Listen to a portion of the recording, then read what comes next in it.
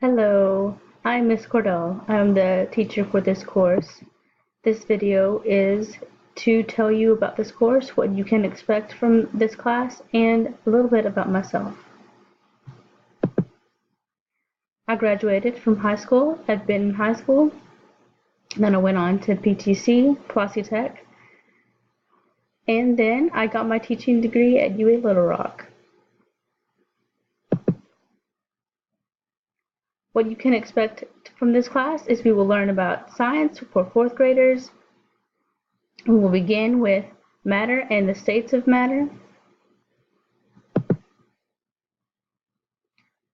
What I expect from you is just to log on every day and do the assignments that are given for you, and I will show you later how to do that.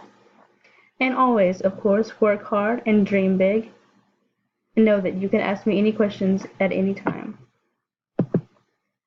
If at any time outside of class you or your parents need me, this is my email. Feel free to contact me anytime, and I look forward to having a great year with you.